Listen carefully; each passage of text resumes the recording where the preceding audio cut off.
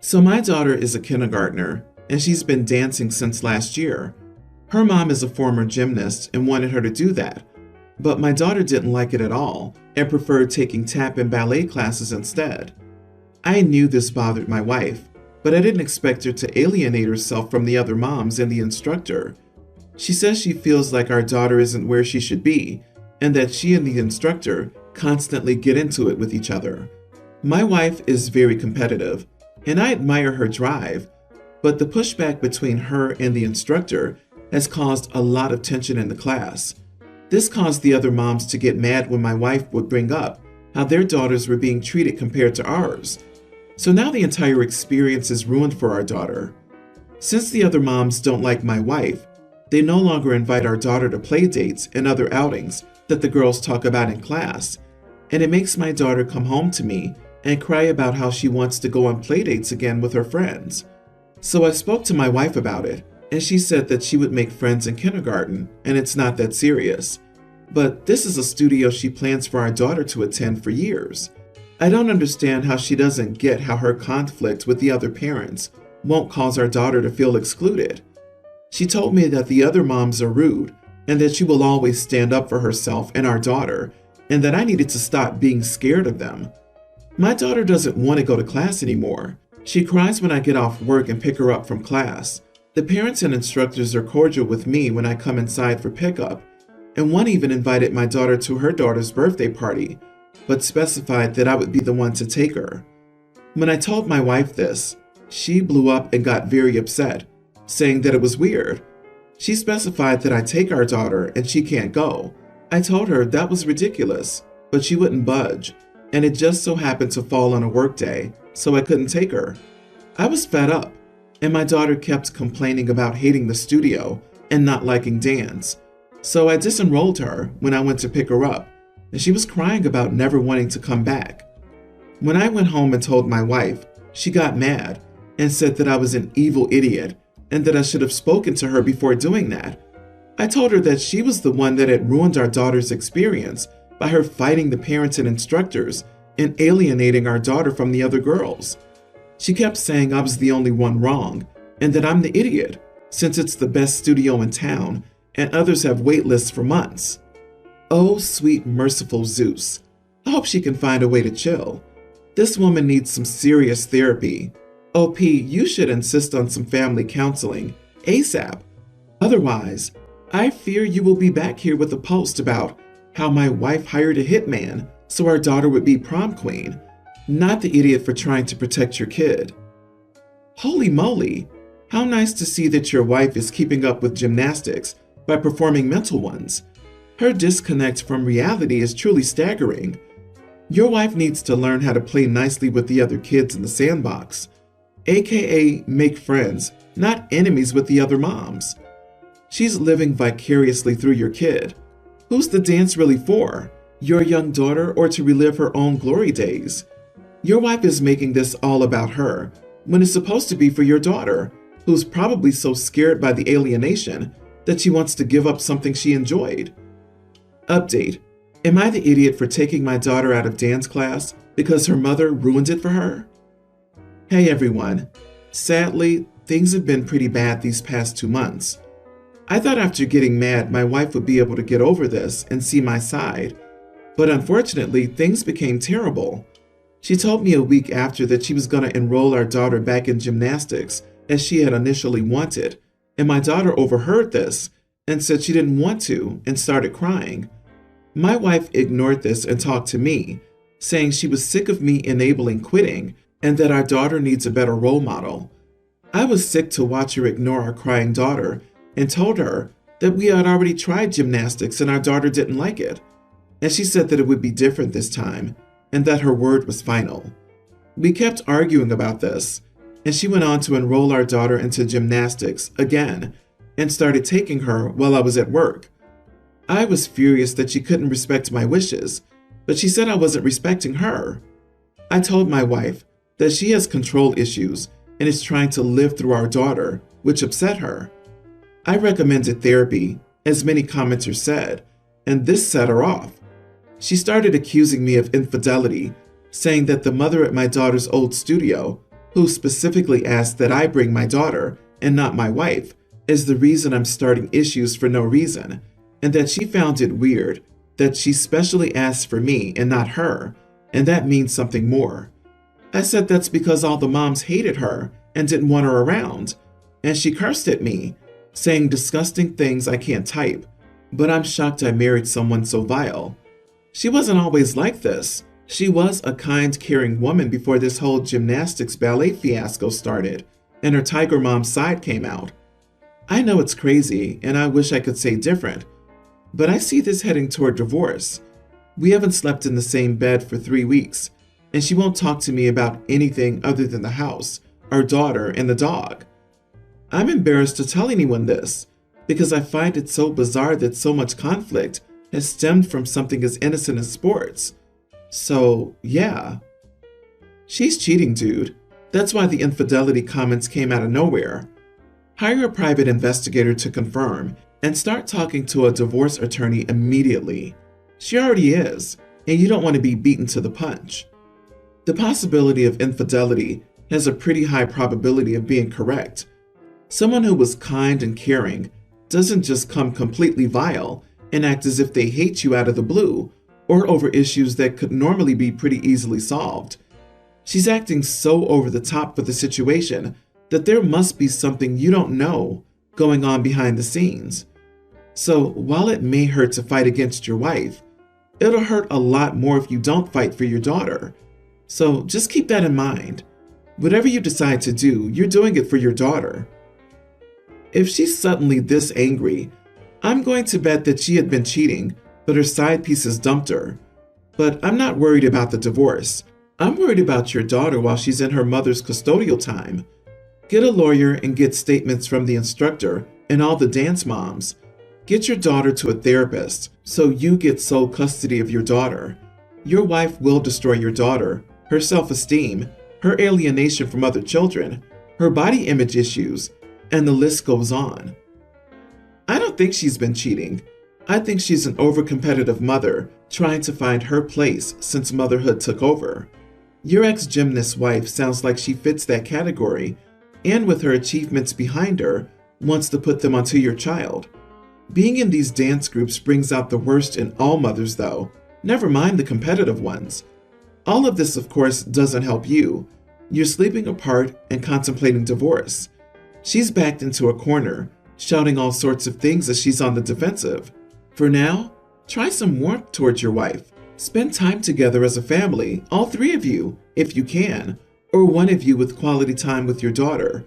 Try to experience days and classes, explore nature, try art. I'm not sure you'll feel like it or even if she deserves it, but she's a fighter backed into a corner, and she needs some slack to get her down from her heightened state. Good luck. My female 21, boyfriend 24, of almost a year invited me to dinner with his family. Mom, dad, and his teen brother. I had never met them before. The only thing I knew about them is that they're conservative and Christian, but lovely people. And they were. I got along really well with them before dinner. They were lovely and talkative. My boyfriend's dad wanted to pray when it was time for dinner. After praying, he said, "Let us dig in and let the food keep us quiet." This is a pretty popular saying in our country, mostly told to young children in school. My understanding of this has always been that you shouldn't speak with food in your mouth or be extremely loud at the table. I wouldn't say it's a cultural thing, though. I dug in and took a bite. It was fish soup, absolutely delicious. And like a good guest, I wanted to compliment the cook. "This is delicious. Is it saffron? A perfect autumn soup." My boyfriend's brother looked surprised. My boyfriend's father hushed me. Big time. A really aggressive shh with a finger over his lips. And then he said again, "Let the food keep us quiet." I apologized because I thought I had accidentally spoken with food in my mouth or something. But a few minutes passed and nobody said a word.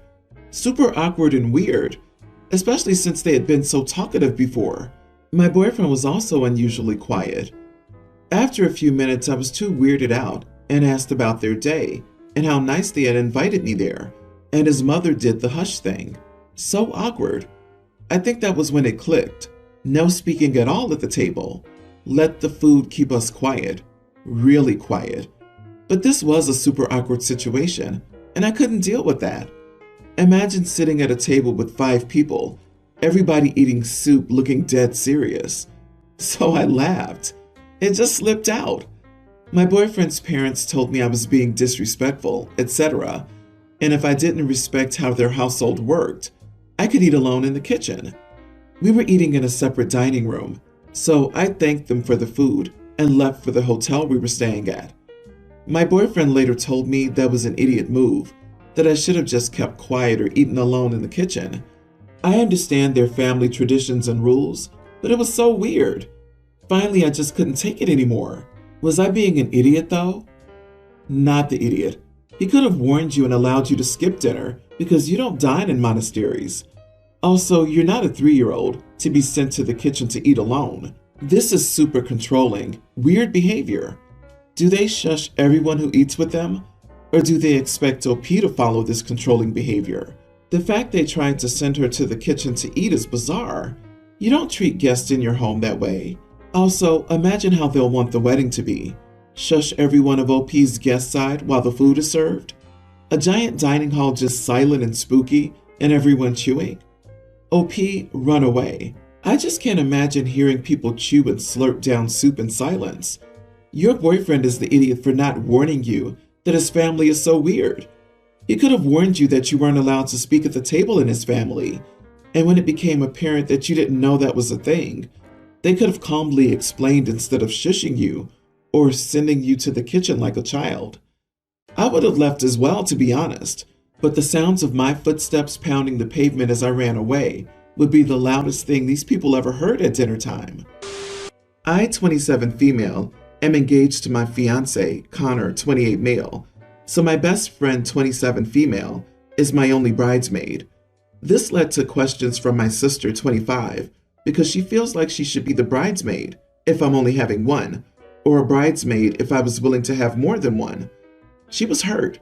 I didn't think it would be such a big surprise because we're not very close, but she thought her attempts would be enough. Some background to explain our relationship. We have the same parents. Our dad bailed while mom was pregnant with her.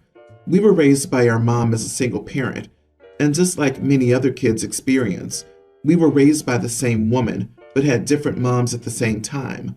Mom adored my sister. She was a mini version of her. She was verbally tough on me. She didn't like me as she saw me as a version of my dad. My relationship with my mom reached the point of no return when I was 14. She had expected me to walk my sister home from school, but didn't communicate with me well. Nothing unusual for her since she hated talking to me. So mom gets home and my sister isn't home yet. She went off on me. She accused me of wanting my sister dead and being a piece of crap like my dad. She told me I was not worth the money she needed to spend to keep me alive, and that her life would have been easier with just my sister. I asked her why she didn't abort me, and she told me she regretted her decision not to every day, and if she had just kept the appointment, she'd have been so much happier. That was the point of no return, and when I went couch surfing, she said nothing. My sister loves our mom. She's fully aware of what happened between mom and me, but is always trying to reconcile us. When I asked her to stop talking about mom, she kept it up, constantly dropping updates on her in conversation. I told her we would be done if she kept it up, and that I didn't want to hear about the woman who wished she'd aborted me. She stopped bringing her up as much, but it took a while for her to stop completely, and it's still new. It does make it hard for me to be as close as she wants to be, knowing she's still hoping for mom and me in the same room, knowing she thinks mom is great, even after she treated me the way she did. I don't trust her to be my bridesmaid. I don't trust that she wouldn't spill the details of my wedding to mom, or that she wouldn't try to get her into the wedding if she had more of a role. I also don't trust that she wouldn't talk about mom in a bridesmaid toast at my wedding. I told her it was why I didn't ask her. She was so annoyed with me. She told me I should give her a chance to prove herself, and that I shouldn't expect her to forget about mom. I told her she could have any relationship she wanted with her mom, but I didn't want to hear about it. She told me I was worse than mom because I know how it feels to be mistreated for stuff you didn't do. Am I the idiot? Not the idiot. She's had chances for years and blown them. The fact that you're only asking her not to talk about your mom is such a low bar, and incredibly gracious of you not to force her to pick sides when your mother's abuse is so blatant. If she wants another chance to prove herself after blowing such an easy one, a huge public event is not it. Also, discuss security with your venue up front. For example, if your wedding allows +1s, sis will probably bring the mom as hers. Ugh, I felt this one in my bones. But family is not a legitimate reason to spend time with people who continue to hurt you, and it also doesn't excuse boundary stomping. Going no contact with your sister is an option. Honestly, she sounds like a golden child who won't be open to listening, but you can walk away from this situation knowing you've tried. This isn't about you, weirdly. It's about your sister's ongoing need to please your mom. My son, 18, recently started a new job at a restaurant for the first time in his life. The place is not too far, but still around a 17 to 20-minute drive. He started working a week ago. I asked him to provide me with his boss's number in an emergency. He refused and said that it was weird and unnecessary. I thought he needed clarification on what I meant by an emergency, so I brought it up with him this morning. He suddenly flipped out and told me that he won't give me his boss's number and that I should quit asking and treating him like a 4-year-old. I have to say that I found his reaction horrific because I had already explained to him why I needed the number. My husband told me to leave it alone and that I don't need the number just because I'm being paranoid. To be honest, it wasn't about paranoia, but to make sure I could check on him if and when he was out of reach. My husband said it makes me look controlling and intrusive. My son came home and refused to speak to me. Didn't even eat with us and stayed in his room. So am I the idiot for asking for his boss's number? Yes, you are the idiot. And I have to say, as a supervisor, it is so weird to have one of my subordinates' mom call or text me to check on him. This age of helicopter parenting needs to end. If there is an emergency, call your son's phone or send him a text that it's an emergency and to call you ASAP. You have zero reasons to be in contact with his boss. I can imagine OP being like, "Hi, bossy. I haven't heard from my son within the past 1 hour and 47 minutes. I was wondering if everything's okay in there." OMG, your child is an adult now. Time to let go and cut the cord. Personally, I'm impressed that he managed to organize a job without letting his mother know until he had it. I can totally see OP going with him to the interview and answering all the questions for him, and then calling the interviewer and demanding to know why he didn't get the job. That poor guy. I think OP is so wound up about emergencies because she creates them herself and needs drama and constant attention to entertain her life. Mom, it's his first job. Back off. He's 18, he's an adult. He doesn't want you to check on him.